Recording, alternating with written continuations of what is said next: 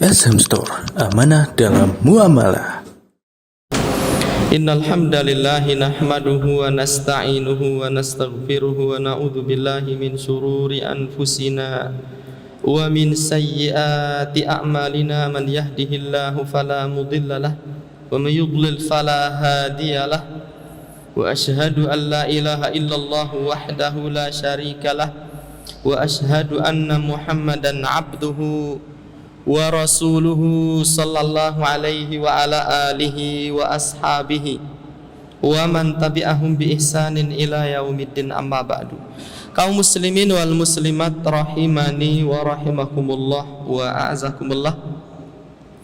Ikhwani wa akhwati fillah yang senantiasa dirahmati oleh Allah Subhanahu wa ta'ala. Alhamdulillah, pada kesempatan sore hari ini dengan cuaca yang sejuk, kita dipertemukan di masjid ini, Masjid Jami' Makkah di Surabaya, untuk bersama-sama memahami satu dua hal yang berkaitan dengan agama kita. Semoga pertemuan sore hari ini menjadi pertemuan yang diberkahi oleh Allah, membawa manfaat untuk kita, untuk keluarga kita dan orang-orang di sekitar kita.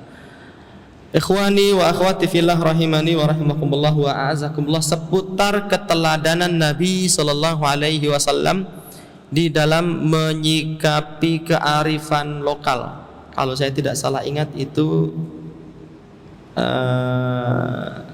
judul pengajian di sore hari ini. Atau bahasa lainnya bisa disebut juga sikap Nabi terhadap budaya, atau keterkaitan antara agama dengan budaya. Apakah agama dan budaya itu senantiasa bertentangan ataukah tidak? Yang pertama, sebelum kita meneladani sikap Nabi terhadap kearifan lokal, terlebih dahulu kita harus mengetahui konsekuensi dari syahadat asyhadu anna Muhammadan Rasulullah. Di dalam kitab Al-Usulus Thalathah, Syekh Muhammad bin Abdul Wahhab At-Tamimi rahimahullahu ta'ala menyebutkan ada 4 minimalnya konsekuensi yang harus dilakukan oleh setiap muslim saat ia mengucapkan kalimat syahadat asyhadu anna Muhammadan Rasulullah.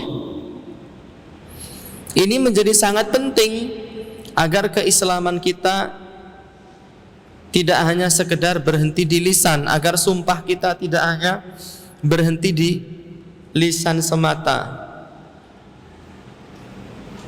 Karena kita diperintahkan untuk memasuki agama Islam ini secara sempurna. Udkhulu fis silmi kafah. Masuklah kalian ke dalam Islam itu dengan menyeluruh, tidak setengah, tidak sepertiga, tidak seperempat. Jadi setiap orang yang meyakini kebenaran Islam ini, dia membaca kalimat syahadat asyhadu alla ilaha illallah wa asyhadu anna Muhammadan Rasulullah. Memberikan konsekuensi yang pertama, tasdiquhu fima akhbara, membenarkan setiap kabar yang diucapkan oleh Nabi sallallahu alaihi wasallam. Semua hal yang diucapkan oleh Nabi itu adalah benar adanya, meskipun terkadang akal fikiran kita tidak mampu menjangkaunya, seperti peristiwa Isra Mi'raj misalnya. Orang-orang di zaman Nabi hidup banyak yang tidak meyakini, tidak mengimani peristiwa Isra dan Mi'raj, karena menurut akal fikiran mereka peristiwa itu tidak masuk di penalaran mereka. Dan hanya orang-orang tertentu yang diberikan keimanan oleh Allah sehingga mereka mempercayai apa yang dikatakan oleh Nabi sallallahu alaihi wasallam. Syekh Ibrahim bin Amir Ar-Ruhaili pernah menyatakan bahwa orang yang baru beriman kepada hadis lalat di mana Nabi mengatakan idza waqa'adz dzubabu fi ina'i ahadikum falyaghmishu, apabila hinggap seekor lalat di bejana salah seorang dari kalian, hendaknya ia menenggelamkan lalat tersebut. Kita ada minuman dihinggapi oleh lalat, kita diperintahkan untuk menenggelamkan lalat itu, karena Nabi mengatakan salah satu sayapnya itu ada penyakit, sayap yang lain mengandung obat.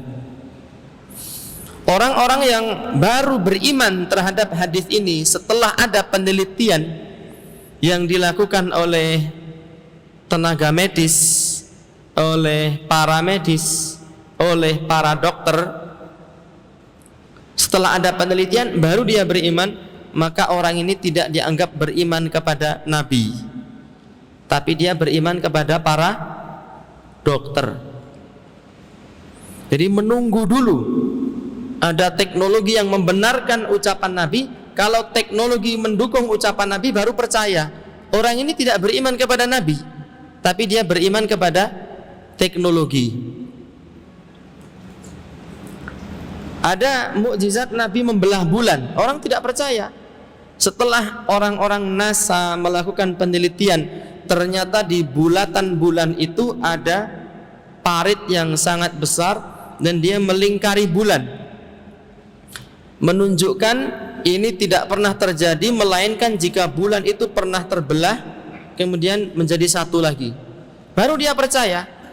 Orang seperti ini dianggap tidak beriman kepada mukjizat Nabi sallallahu alaihi wasallam.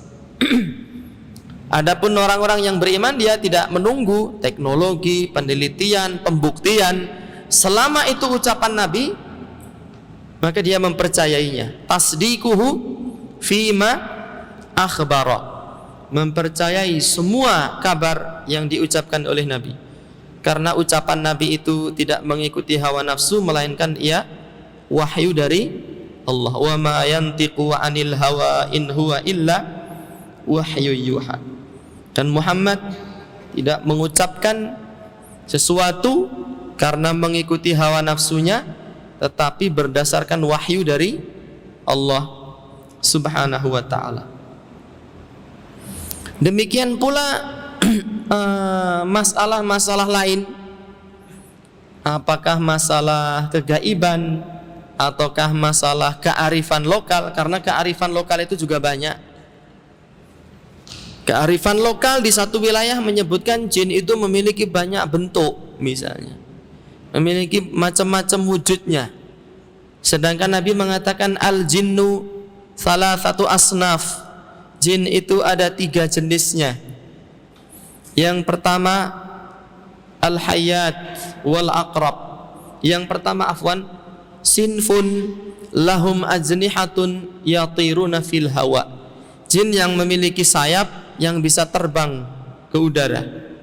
Yang kedua berupa al-hayyat wal aqrab, ular dan kalajengking. Yang ketiga jin yang suka berpindah-pindah.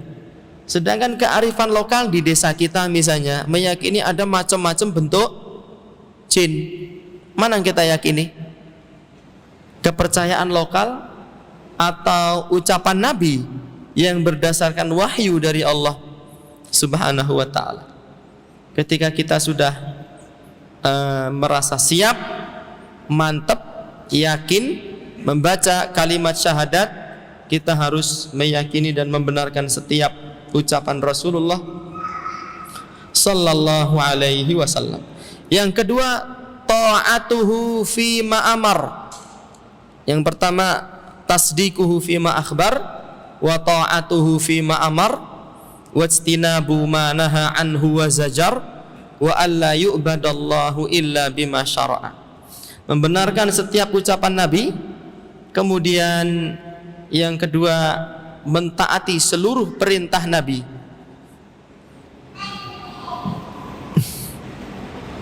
Nabi pernah mengatakan begini, ghattul ina'a wa aukus saqa'a fa inna fis sanati lailatan yanzilu fiha al-waba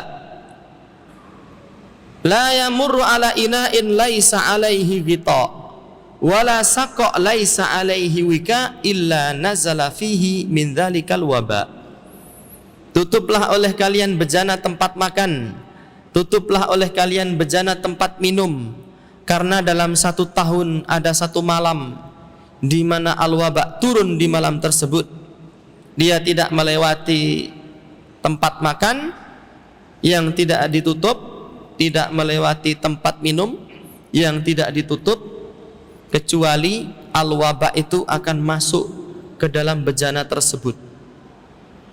Wal waba al-maradul muntashir. Al-waba itu adalah penyakit yang menyebar kemana-mana. Ini perintah Nabi. Makanya Syekh Masyhur Hasan Al-Salman menyatakan bahwa berdasarkan hadis ini wajib hukumnya di malam hari kita menutup tempat makan dan tempat minum. Hukumnya wajib.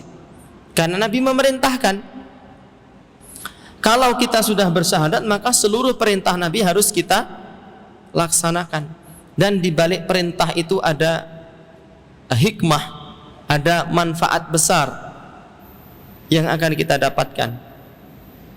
Sebagian kalangan mencoba memprediksi bahwa malam turunnya al-waba itu adalah hari Rabu terakhir di bulan Safar kalau saya tidak salah. Kemudian untuk menolak al-waba itu mereka melakukan ritual yang diberi nama apa? Rebu Wekasan. Dan itu penetapan malam turunnya al-waba terjadi di hari Rebu terakhir bulan Safar itu adalah penetapan yang tidak ada dalilnya.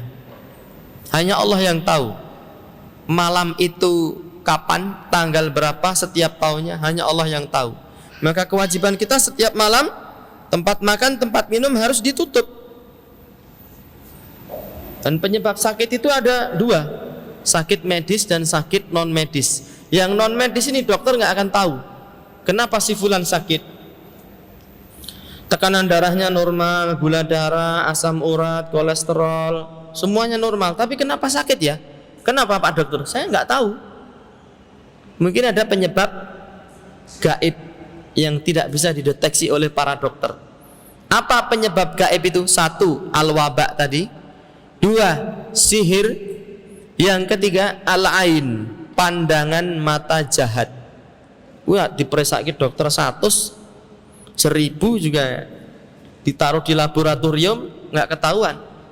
Karena penyebab sakit ada yang bisa dideteksi, ada yang tidak. Pernah ada kejadian satu kampung itu mau resepsi walimah. Sore hari mereka sudah sembelih ayam, sudah masak untuk disuguhkan besok di pagi hari menjelang walimah. Satu kampung itu sakit semua setelah makan. Muncul tuduhan ayamnya itu ayam tiren. Ayam tiren itu ayam mati kemarin, sudah basi. Padahal ayamnya tidak beli, ayamnya sembelih sendiri. Kenapa sakit? Dokternya tidak tahu, yang jelas ini ada keracunan massal. Barangkali malam hari makanan dan minumnya tidak ditutup, sehingga al-waba masuk ke situ, ketika dimakan mengakibatkan sakit. Gitu. Maka para ummahat, mbak-mbak, ibu-ibu, nanti malam sebelum tidur dan setiap malam harus dicek jika ada makanan, minuman yang tidak ditutup. Kata Syekh Masyhur Hasan Al-Salman, idza wudi'at ta'amu fi thallajati arju an takuna thallajatu bimathabatil ghita. Apabila makanan dan minuman sudah diletakkan ke dalam kulkas, saya berharap kulkas itu memiliki hukum sama seperti tutup bejana. Tapi kulkasnya ditutup ya, bukan dimasukkan di kulkas lalu tidak ditutup. Pertanyaannya, bagaimana cara memasukkan gajah ke dalam kulkas? Siapa yang tahu? Iya. Ya? Gajahnya dimasukkan. Kan ada makanannya tadi. Mau meralat? Gimana? Dibuka, makanannya dikeluarkan, gajah dimasukkan, pintu kulkas Iya, jawabannya benar sekali. Ini ada hadiah saya, Pak. Dari Pak siapa, dari mana? Pak Jarot. Masya Allah. Tapi ukurannya saya enggak tahu ya. Nanti bisa buat putranya, tetangganya, sanak kerabat, mitra pitepangan dan yang lain. Dimasukkan ke dalam kulkas, lalu ditutup ya. Masalah gajahnya bisa masuk itu kan bukan pertanyaan ya. Bukan masuk ke dalam pertanyaan. Nah, demikian pula nanti berkaitan dengan masalah kearifan lokal. Oh, kalau kearifan lokal di desa saya itu merupakan bentuk tabu. Malam hari makanan ditutup itu. Misalnya ada, maka hendaknya kita lebih mengikuti perintah Rasulullah sallallahu alaihi wasallam. Yang ketiga, wajtinabu ma naha anhu wa zajar, dan menjauhi setiap larangan Nabi sallallahu alaihi wasallam. Meyakini kabar yang diucapkan Nabi, mentaati perintah Nabi, menjauhi larangan Nabi. Itu konsekuensi kalimat syahadat la ilaha illallah. Contohnya apa? Nabi mengatakan la'anallahu man dzabaha li ghairillah. Allah Ta'ala melaknat orang yang menyembelih hewan diperuntukkan bagi selain Allah. Contohnya sembelih hewan untuk siapa? Untuk setan, untuk jin, untuk penguasa danau, penguasa lautan yang disebut dengan mambang laut, atau nama-nama yang lain. Tidak boleh. Tapi kearifan lokal di desa saya seperti itu. Nah, kalau kita sudah masuk Islam, meyakini kebenaran Islam, maka larangan Nabi harus kita jauhi. Termasuk mengenam jari atau mengaitkan jari jemari seperti ini ketika menunggu datangnya waktu sholat. Tidak boleh seperti ini. Jari tangan saling dikaitkan satu sama lain. Mungkin antum menunggu waktu qomat itu duduknya begini. Ada orang duduknya seperti ini? Adalah saya ini contohnya. Itu tidak boleh itu. Ada larangannya, ada hadisnya. Melarang seseorang mengaitkan jari jemari ketika menunggu waktu sholat. Tapi kalau sudah selesai sholat jamaahnya itu sudah boleh. Nah, itu larangan juga. Ada larangan juga seseorang yang sudah masuk masjid lalu sudah azan, dia keluar masjid tanpa ada keperluan. Kenapa kamu keluar? Kan sudah azan. Saya pengen nonton orang lewat misalnya. Tidak boleh. Kenapa? Hikmahnya perbuatan tersebut menyerupai perilaku syaitan. Nabi mengatakan idza budiya lis-salati, apabila azan dikumandangkan untuk sholat, adbara syaitanu walahu durat, setan itu akan lari menjauh sambil terkentut-kentut. Maka kalau azan di masjid dikumandangkan kok kita malah keluar masjid, berarti kita sedang menyerupai perilaku syaitan, dan itu dilarang oleh Nabi. Jadi kalau kita datang ke masjid sudah azan ya, di dalam masjid jangan keluar. Di dalam masjid dan tidak boleh keluar kecuali ada uzur, wudunya batal atau parkir mobilnya menyelisihi aturan harus dipindah, atau untuk menolong orang. Kalau tidak ada uzur tidak boleh keluar dari masjid. Dilarang oleh Nabi sallallahu alaihi wasallam. Saya pernah juga mendapati beberapa anak muda, laki wanita, saya husnudzonnya ini suami istri ya, duduk gitu di emper masjid, bercanda, ketawa, ketiwi ya, lalu nunut ke toilet. Setelah azan pergi orang ini. Setelah azan berkumandang mereka pergi. Saya jadi teringat hadis Nabi tadi, kalau azan dikumandangkan setan lari. Apa ini ya saya bilang. Ada memang setan dase ireng, memang ada. Setan berkepala hitam. Nah, kalau kita sudah meyakini kebenaran Islam, dan masuk ke dalam Islam secara kafah, maka kita menjauhi semua larangan Nabi sallallahu alaihi wasallam. Termasuk Nabi melarang seseorang itu menyia-nyiakan makanan. Ada kearifan lokal di tempat saya itu namanya ritual ceprotan. Ritual ceprotan itu seluruh warga membawa makanan lengkap dari rumahnya, dibawa ke bawah pohon besar, di situ berdoa bersama. Berdoa bersama, setelah selesai berdoa, ritual ceprotan dimulai. Nasinya diceprot ke, tahu diceprot ke? Dilontarkan begitu, dan terjadi perang. Saling melempar nasi, saling melempar sayuran, saling melempar sambal satu sama lain. Saya bertanya, untuk apa ini ritual ceprotan ini dilakukan? Supaya desa kita ini diberikan kemakmuran, menjadi desa yang gemah ripah loh jinawi, toto titi tentrem kertora harjo, subur kang sarwati nandur, gampang kang sarwati nuku, gampang kang sarwati nandang, murah kang sarwati nuku. Jazakallah khairan. Tapi konsekuensinya ada tabdzir di situ, ada idha'atul amwal di situ, membuang harta, menyia-nyiakan makanan. Benar apa tidak? Makan dilempar-lemparkan begitu. Setan seneng apa berduka? Syaitan seneng. Kenapa? Innal mubadzirina kanu ikhwana asyayatin. Orang-orang yang melakukan tabdzir itu adalah saudara-saudaranya setan. Inilah saudara kita. Mereka membuang-buang makanan, kita seneng. Tapi Nabi melarang. Tapi kan itu kearifan lokal. Ya, sebagai orang Islam hendaknya kita lebih mengikuti instruksi Nabi dan menjauhi larangan Rasulullah sallallahu alaihi wasallam. Itu satu contoh.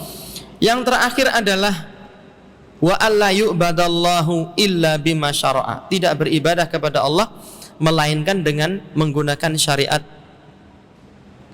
yang diajarkan oleh Rasulullah sallallahu alaihi wasallam. Saya bersumpah wahai Allah bahwa Muhammad adalah nabi dan utusanmu.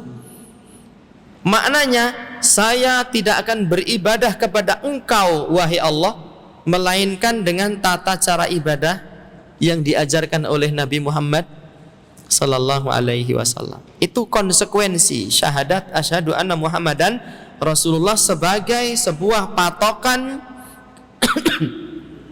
kaidah bismillah di dalam menyikapi kearifan lokal atau adat atau budaya atau kebiasaan. Dan kita harus ngerti bahwa Nabi sallallahu alaihi wasallam datang dengan risalah beliau bukan untuk memusnahkan kearifan lokal, bukan untuk melarang kebudayaan, bukan untuk menghilangkan adat istiadat, bukan. Nanti saya akan sampaikan beberapa adat istiadat yang dilakukan oleh Nabi. Namun sebelumnya saya menyampaikan dulu tentang apa ya? Saya jadi lupa. Bahwa Islam itu datang bukan untuk merusak kebudayaan. Yang menjadi orang Jawa silahkan dengan budaya Jawa. Yang menjadi orang Cina silahkan dengan budaya Cina. Yang orang Bugis silahkan dengan budaya Bugisnya. Yang orang Ambon silahkan dengan budaya Ambonnya. Yang Sunda, yang Betawi, yang Minang silahkan dengan ragam budaya yang dimiliki untuk melaksanakan adat dan istiadat serta kebudayaannya. Selama adat tersebut tidak dilarang oleh Islam, oleh Nabi sallallahu alaihi wasallam. Karena Islam ini agama rahmatan lil alamin, agama untuk seluruh bangsa. Bukan agamanya orang Arab, bukan. Orang Arab kalau tidak menerima Islam, dia bukan orang Islam. Bahkan di dalam kitab Iqtida' Siratal Mustaqim fi Mukhalafati Ashabil Jahim, Ada sebagian ulama mendefinisikan orang Arab itu adalah orang Islam, meskipun dia bukan dari etnis Arab. Sebagian ulama mendefinisikan keluarga Nabi itu adalah pengikut ajaran Nabi, meskipun dia bukan orang Arab. Para ulama mengatakan alun nabiyyihum atba'u millatihi man kana min ajamin wa min arabin law lam yakunil alu illa biqarabatihi la sallal musalli ala taghi abi lahabin. Keluarga Nabi itu adalah atba'u millatihi, pengikut millahnya Nabi, pengikut ajaran Nabi. Man kana min arabin wa min ajamin, sama saja apakah dia orang Arab, apakah dia orang non-Arab, selama dia mengikuti ajaran Nabi, dia adalah keluarga Nabi. Laulam yakunil alu illa biqarabatihi, seandainya kekerabatan dengan Nabi tidak dianggap kecuali karena pertalian darah saja, la sallal musalli ala taghi abi lahabin, niscaya seorang yang salat dia senantiasa bersolawat kepada seorang taghut yang bernama Abu Lahab. Abu Lahab kan punya pertalian darah dengan Nabi, tapi dia keluarga Nabi bukan? Bukan. Tapi dia orang Arab, iya, tapi bukan keluarga Nabi, karena tidak mau mengikuti ajaran Nabi. Yang orang Jawa, yang orang Sunda, kalau mau mengikuti ajaran Nabi, dia adalah keluarga Nabi. Dalilnya firman Allah Ta'ala, an-naru yu'raduna 'alaiha ghuduwan wa 'ashiyya wa yauma taqumus sa'atu adkhilu ala fir'auna asyadal adab. Api ditampakkan di pagi dan sore hari kepada Fir'aun dan bala tentaranya, dan ketika kiamat sudah tegak, masukkanlah Fir'aun dan keluarganya ke dalam azab yang pedih. Siapa keluarga Fir'aun? Apakah istrinya? Tidak. Istrinya Fir'aun itu beriman, masuk Islam dia. Dia tidak disebut keluarga Fir'aun, tidak dimasukkan ke dalam neraka. Tapi yang dimasukkan ke dalam neraka adalah keluarganya Fir'aun. Siapa itu? Atba'u millati Fir'aun, para pengikut agamanya Fir'aun. Itu dalil.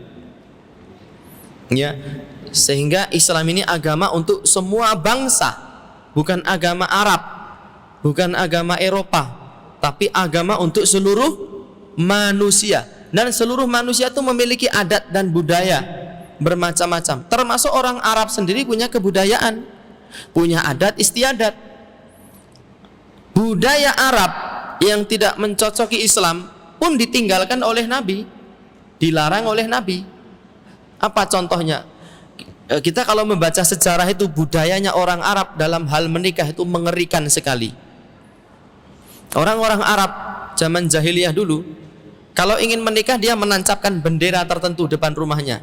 Tancapkan bendera, lalu setiap lelaki yang pengen berhubungan badan dengan wanita ini, dia masuk. Dia berhubungan badan, sudah. Sampai 10 orang. Itu ada rumah, ada benderanya. Berarti mau. Dan wanita yang sudah menancapkan bendera ini tidak boleh menolak setiap lelaki yang datang kepada dirinya. Sampai 10. Nanti kalau sudah hamil keluar anaknya, si wanita ini yang menentukan, ini adalah anaknya kamu karena hidungnya mirip kamu, karena batuknya mirip kamu. Lelaki yang dipilih ini tidak boleh nolak, dia yang akan menjadi suaminya. Seperti itu. Serem tau itu, horor itu. Nah, budaya Arab yang seperti ini dilarang oleh Islam, tinggalkan. Termasuk budaya Arab adalah sering meminum minuman keras, khamr. Itu kearifan lokal di waktu dulu. Dilarang oleh Nabi dalam ayat, dalam 3 tingkatan pengharaman itu. La taqrabus sholata wa antum sukara. Jangan kamu mendekati sholat ketika sedang mabuk. Dulu awal-awal orang sholat itu mabuk gitu. Geliar-geliar itu mabuk. Sholat. Lalu dilarang. Kalau sudah selesai sholat, mabuk lagi. Tapi ketika sholat jangan mabuk. Kemudian diharamkan secara tegas khamr tersebut. Jadi budaya Arab yang bertentangan dengan Islam pun dilarang. Ya, maka jangan dikatakan Islam ini adalah budaya Arab, berbeda budaya Arab dengan Islam. Ya. Demikian pula kearifan lokal dari negara yang lain. Kalau dia bertentangan dengan Islam ya dilarang, umat Islam tidak boleh melakukannya. Kalau selain umat Islam gimana? Ya monggo. Kan kita berbicara tentang Islam dan kaum muslimin, aturan yang ada di dalam syariat agama Islam. Kaum muslimin rahimani wa rahimakumullah wa a'azakumullah yang senantiasa dirahmati oleh Allah Subhanahu wa taala. Ketika Rasulullah sallallahu alaihi wasallam diutus di tengah bangsa Arab. Bangsa Arab itu sudah punya adat istiadat, sudah punya budaya. Di antara budaya Arab adalah memanjangkan rambut. Lelaki di zaman Nabi itu semua memanjangkan rambut. Makanya kalau kita baca di dalam kitab Syama'il Muhammadiyah, ada banyak hadis yang mengisahkan detail rambutnya Nabi. Anas bin Malik radhiyallahu taala anhu menyatakan, "Kana sya'ru Rasulillah sallallahu alaihi wasallam baina udhunaihi wa atiqihi." Adalah rambut Nabi itu antara telinga dan pundak. Jadi melebihi telinga tapi tidak sampai menyentuh pundak. Jadi kira-kira rambutnya Nabi segini. Seperti itu. Dari Anas bin Malik juga, beliau mengatakan bahwa rambut Nabi itu sampai menyentuh, ujung rambutnya itu menyentuh kedua pundak Nabi. Jadi sampai segini rambutnya Rasulullah sallallahu alaihi wasallam. Dalam riwayat yang lain disebutkan kana sya'ru Rasulillah sallallahu alaihi wasallam ila ansafi udhunaihi. Adalah rambut Nabi itu sampai di pertengahan telinga beliau. Kira-kira segini. Jadi rambut depannya kelembreh gitu sampai segini. Itu karena memang kebiasaan, adat istiadat, kearifan lokal orang Arab di masa dulu. Karena adat istiadat ini tidak dilarang oleh Allah, maka Rasulullah pun melakukan adat istiadat itu. Dan itu bukan bagian dari sunnah, bukan bagian dari syariat.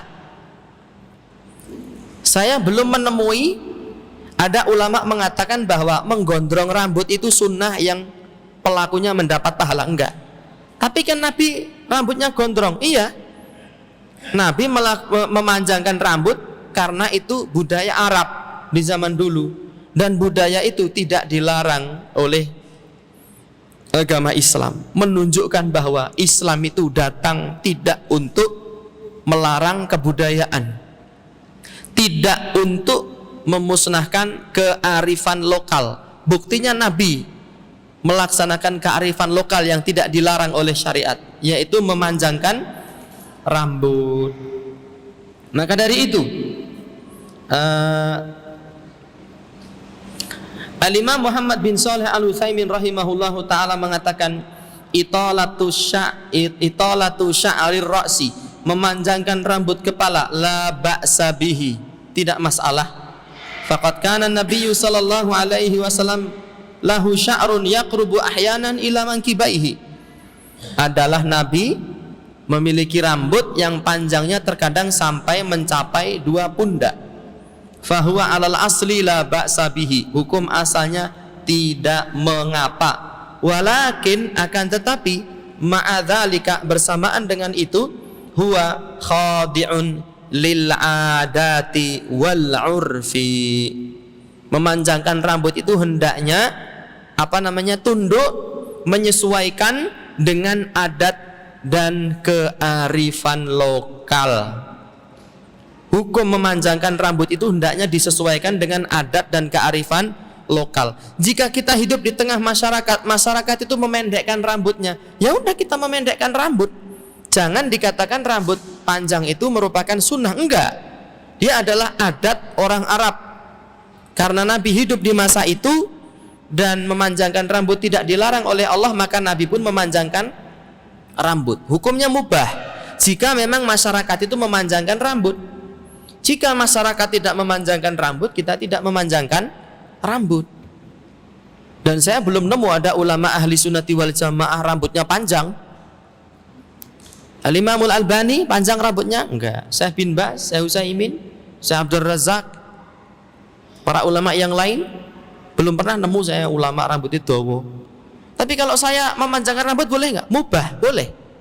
Jika memang masyarakat tidak memandang miring kepada rambut yang panjang.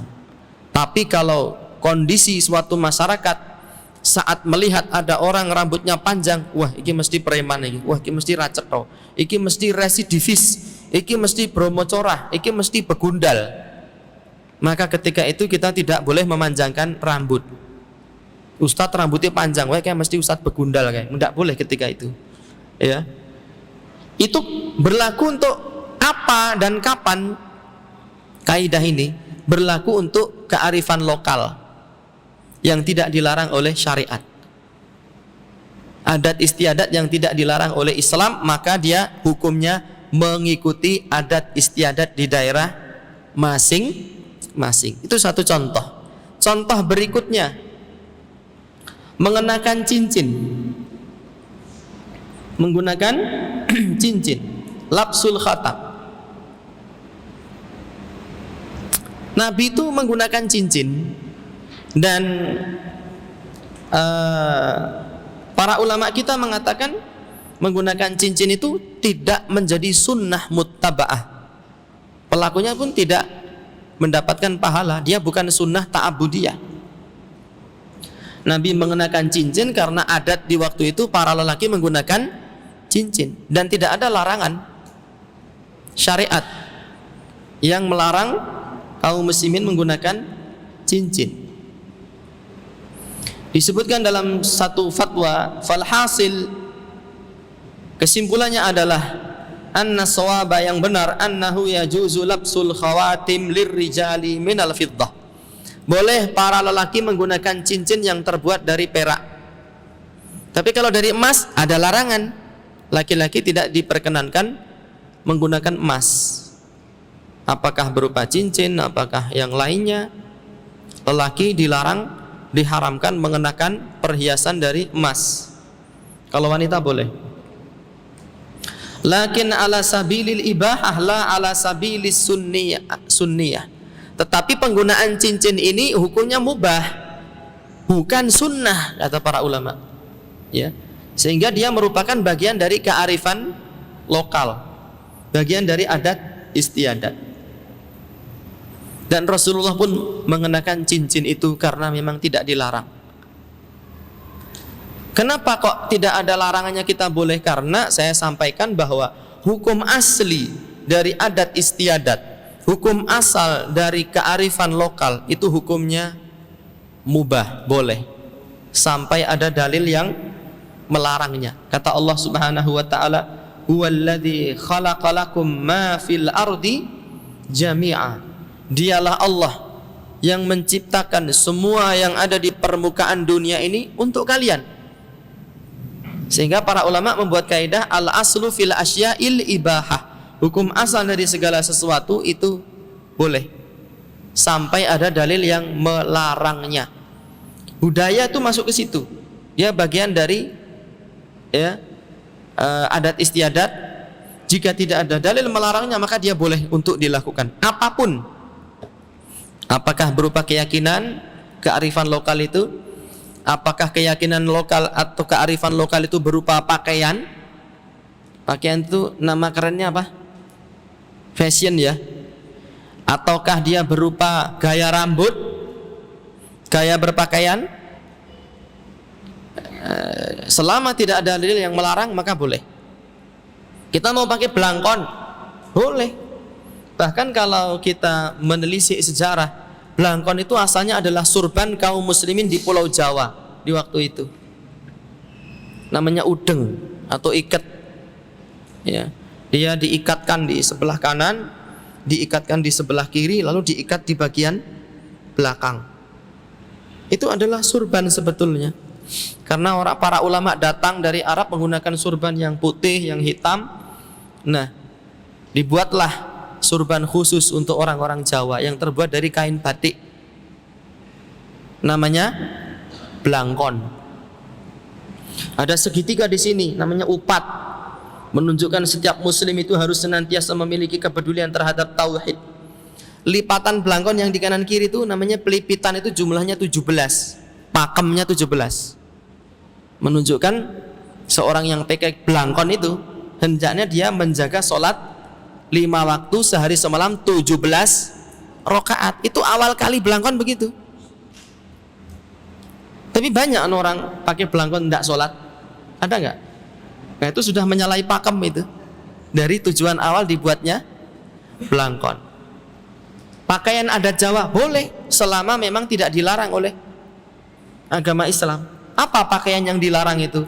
Yang menampakkan bentuk kulit. Ya. Pakai pakaian Jawa tetapi kelihatan, nggak boleh. Pakai pakaian Cina tapi kulitnya kelihatan, tidak boleh. Pakai pakaian Eropa tapi kelihatan, tidak boleh. Yang kedua, tidak menampakkan lekuk-lekuk tubuh, ketat, tidak boleh. Mau pakaian Jawa, Sunda, Eropa, Belanda, Spanyol, selama itu menampakkan lekuk-lekuk tubuh, dilarang oleh Islam. Apalagi kaum wanita, tidak boleh.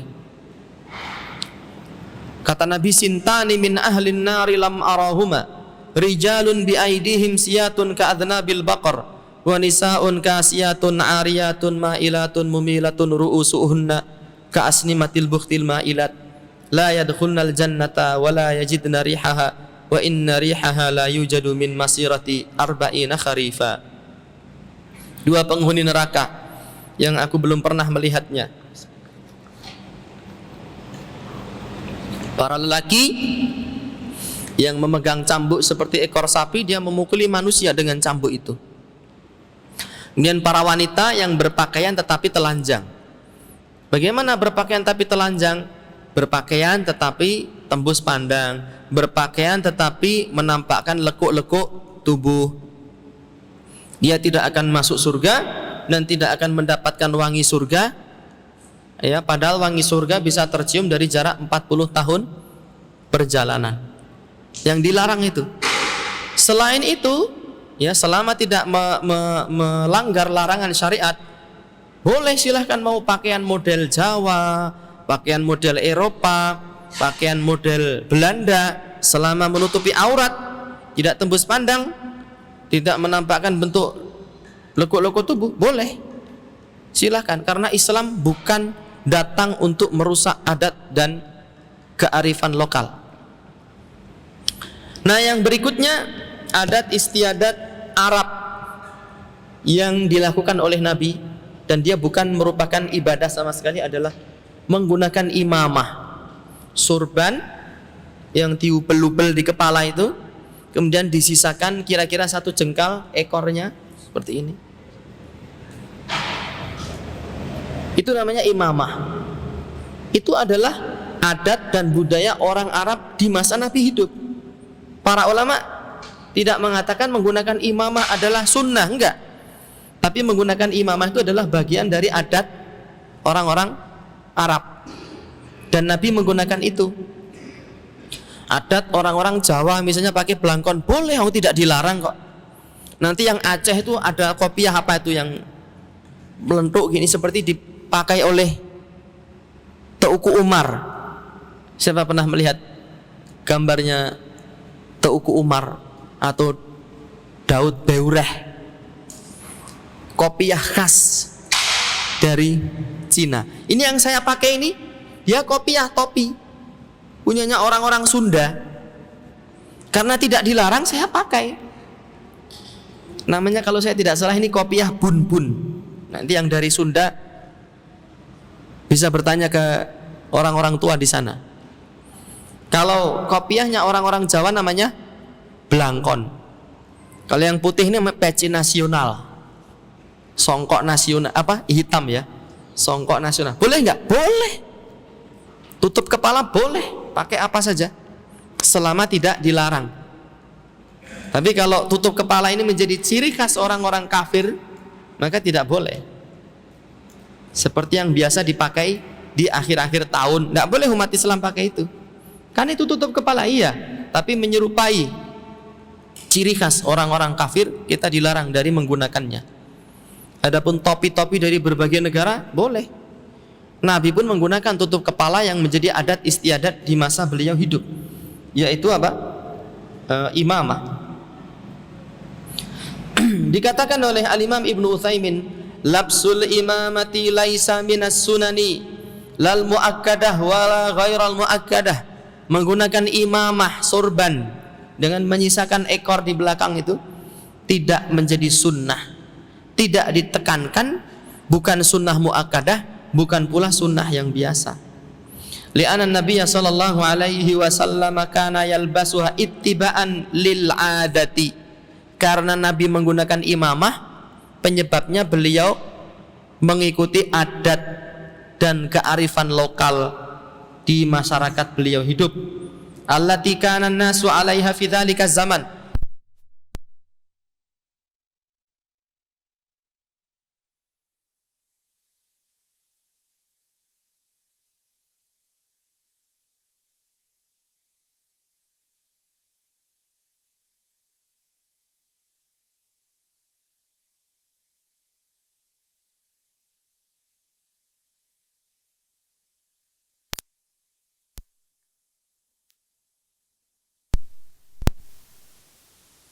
Manusia mengenakannya, dia tidak keluar dari adat kebiasaan manusia. Fayakunu libasu syuhrah. Sehingga kalau dia menggunakan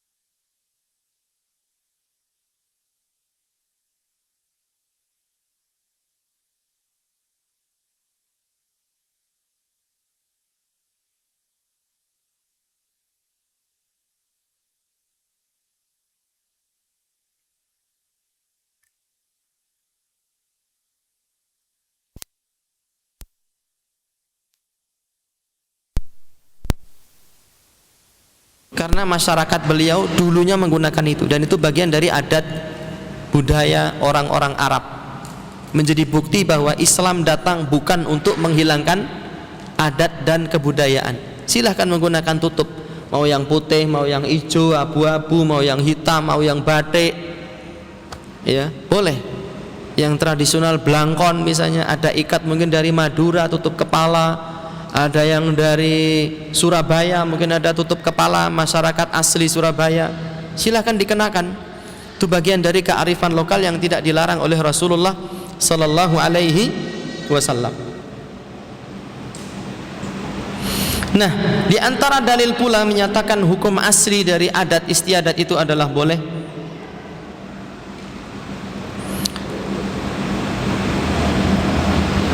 yaitu apa yang dinyatakan oleh Syekh Muhammad Jamaluddin Al-Qasimi rahimahullahu ta'ala di dalam kitab Mahasinut Ta'wil. Syekh Muhammad Jamaluddin Al-Qasimi ini ulama ahli hadis dari Damaskus, Syria. Beliau meninggal dunia pada tahun di mana Imam Albani dilahirkan. Jadi seolah-olah ada bintang yang tenggelam lalu muncul bintang yang baru. Beliau mengatakan, dallatil ayatu ala annal asla fi anwa'it tajammulat wa zinah al-ibahah. Ayat ini menunjukkan bahwa hukum asal dari berbagai macam-macam dandanan dan juga perhiasan itu hukum asalnya boleh, hukum asalnya boleh, sampai ada dalil yang melarangnya. Kalau ada dalil yang melarang baru tidak boleh.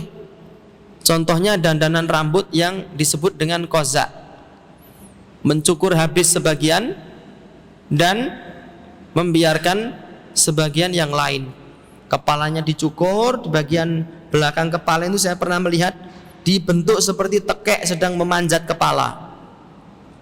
Ada yang dibentuk seperti lambang tertentu di kepalanya. Dia mencukur habis sebagian rambut dan membiarkan sebagian yang lain. Nah, itu dilarang oleh Nabi sallallahu alaihi wasallam. Maka tidak selayaknya kita melakukan, apalagi jika cukuran rambut tersebut menyerupai cukuran rambut yang menjadi ciri khas orang-orang kafir. Adapun berdandan, jenis pakaian, bentuk pakaian, warna pakaian, itu semua kita menggunakannya sesuai dengan adat dan kearifan lokal masing-masing. Tapi jika sudah ada larangan dari Allah, dari Rasul sallallahu alaihi wasallam yang melarang adat kebiasaan kita, hendaknya kita rela meninggalkan adat dan kearifan lokal tersebut. Terlepas apakah kita ini orang Jawa, apakah kita ini orang Arab, apakah kita ini orang Cina, apakah kita orang Belanda, apakah kita orang Madura, orang Sunda. Jika ada adat istiadat yang kita lakukan itu jelas-jelas dilarang oleh Allah dan Rasulnya, hendaknya kita rela hati dan ikhlas meninggalkan adat tersebut, agar kita tidak termasuk ke dalam golongannya Abu Thalib. Abu Thalib itu tidak mau menerima Islam karena lebih mempertahankan adat istiadat nenek moyangnya. Dia mengatakan, walaqad alimtu anna dina Muhammadin min khairi adyanil bashariyah laulal malamatu wala hidharu masabbatin laqabiltu bidzalika samhan mubina. Aku sudah tahu agama risalah yang dibawa oleh Muhammad itu agama terbaik yang diberikan Allah kepada manusia. Seandainya bukan karena takut dicela, bukan karena takut digerenengi, dicelatu, pekewuh, seandainya bukan karena pekewuh, niscaya aku akan menerima ajaran Muhammad itu dengan penuh lapang dada. Ada adat kebiasaan di masyarakat kita jelas-jelas bertentangan. Saya pernah menemui satu desa itu, setiap malam satu suro, seluruh penduduk desa itu mereka begadang, yang laki-laki ya, begadang menunggu jam 12 malam. Kalau sudah jam 12 malam, pintu masuk ke kampung itu ditutup pakai bambu. Pintu masuk di kampung ditutup pakai bambu. Dan seluruh lelaki yang begadang itu mereka telanjang bulat, bukan kotak ya, telanjang bulat semuanya. Kemudian mereka berlari-lari kecil mengelilingi kampung itu. Ketika ditanya, ini dalam rangka apa ini? Ini melestarikan kearifan lokal untuk mewujudkan kemakmuran di desa ini dengan cara telanjang bersama lalu berlari-lari mengelilingi desa. Boleh nggak itu? Menurut adat istiadat mereka, boleh, bagus, warisan nenek moyang. Tetapi menurut Islam tidak boleh mempertontonkan aurat di hadapan orang lain. Meskipun kita pelaku itu melakukan itu dari kecil sampai dewasa, tatkala datang dalil dari Allah, dalil dari Nabi, hendaknya kita lapang dada menerimanya dan meninggalkan kearifan lokal yang dilarang oleh syariat Islam. Allah Subhanahu wa taala berfirman, "Wa idza qila lahum," apabila dikatakan kepada mereka, "Ta'alau ila ma anzalallahu wa ila rasuli," marilah kita mengambil melaksanakan apa yang Allah turunkan dan apa yang Rasul perintahkan. Qalu, mereka mengatakan, hasbuna ma wajadna alaihi aba'ana. Cukuplah bagi kami melaksanakan ajaran nenek moyang kami. Karakter khas. Di dalam ayat yang lain Allah Ta'ala mengatakan, wa kadzalika ma arsalna min qablika fi qaryatin min nadhirin illa qala mutrafuha inna wajadna aba'ana ala ummah wa inna ala atharihim muqtadun. Dan demikianlah, tidaklah kami mengutus seorang rasul sebelum engkau hai Muhammad. Tidaklah kami mengutus rasul sebelum engkau hai Muhammad menyeru kaumnya, menyeru warga desanya untuk kembali kepada Allah, melainkan para pembesar di desa itu akan mengatakan, inna wajadna aba'ana ala ummah. Sesungguhnya kami ini mendapati nenek moyang kami berada di atas satu kearifan lokal. Kok Rasul memerintahkan untuk mengikuti jalannya Allah? Wa inna ala atharihim muqtadun. Kami lebih memilih kearifan lokal yang ditinggalkan oleh bapak dan kakek moyang kami. Adapun ajaran Rasul, sorry, untuk saat ini belum. Itu karakter khas ya dari orang-orang yang tidak mau menerima seruan Rasul. Kalau mereka menerima seruan Rasul, hakikatnya itu untuk menyelamatkan diri mereka, bukan untuk menguntungkan Rasul, bukan untuk menguntungkan Allah, menguntungkan para da'illah, tapi untuk keselamatan diri kita sendiri.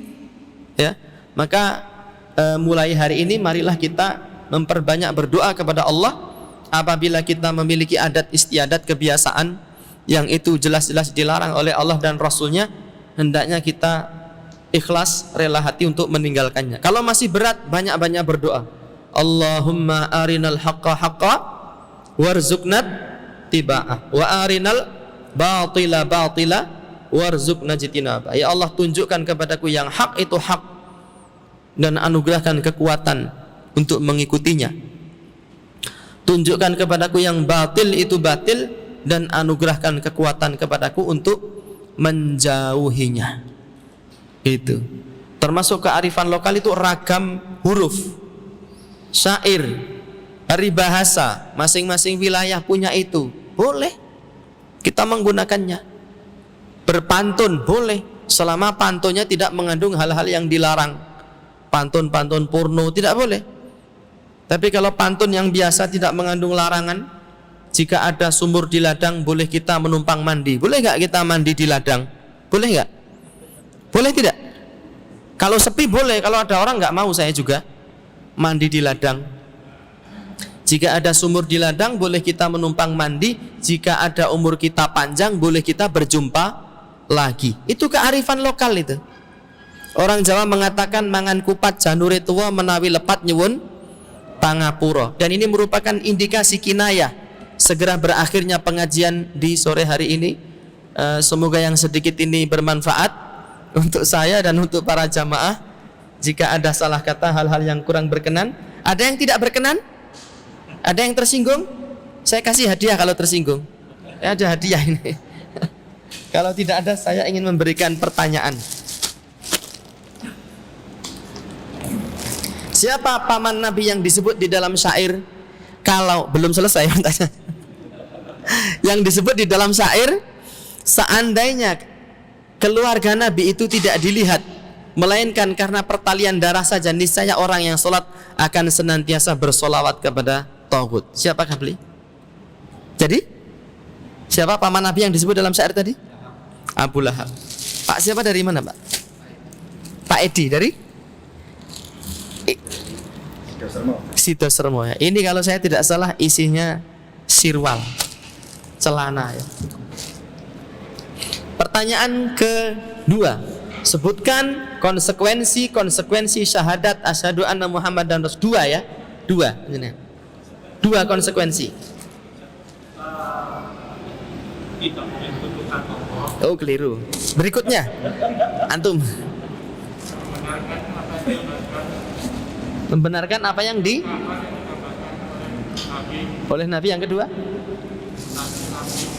kedua mentaati Nabi, mentaati seluruh perintah Nabi. Ya, silakan. Antum pilih celana apa pilih sepatu? Pilih sepatu. Pinter ya.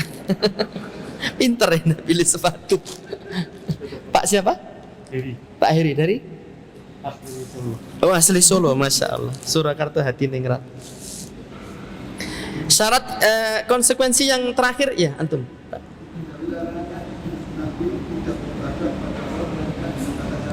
Iya, menjauhi larangan Nabi dan tidak beribadah kepada Allah melainkan menggunakan syariat yang diajarkan oleh Nabi sallallahu alaihi wasallam. Pak siapa? Dari mana Pak Pramono? Dari Ngawi. Ngawi. Oh, masya Allah. Ngerambe? Sini.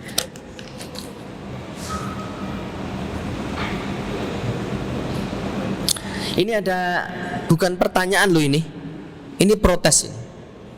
Assalamualaikum Ustadz, afwan ini bukan pertanyaan, namun cuma sekedar kritik dan saran. Kenapa ngisi tausiahnya tidak menggunakan bahasa Jawa kromo inggil gitu? Kenapa ya? Karena kan kita Nusantara. Nusantara bukan hanya Jawa. Tapi insya Allah nanti malam saya masih ada pengajian satu lagi di Aliman TV Surabaya. Nah kalau yang nanti malam itu insya Allah dengan kromo inggil. para bapak, para ibu, kang mas, mbak yu, adik-adik sedaya gitu nanti. Nggih. Para alim, para ulama ingkang tansah sumanding kitab suci rinten kelawan wengi pinangka panuntun kiblating panembah ilahi Rabbi. Wonten ngarsanipun kadang werda muda tumaruna jalu wanita ngoten niki. Saya ngomong begini supaya yang menyampaikan saran ini bisa terhibur hatinya. Meskipun banyak yang roaming gitu. Ki pengajian apa ludruk ya gitu.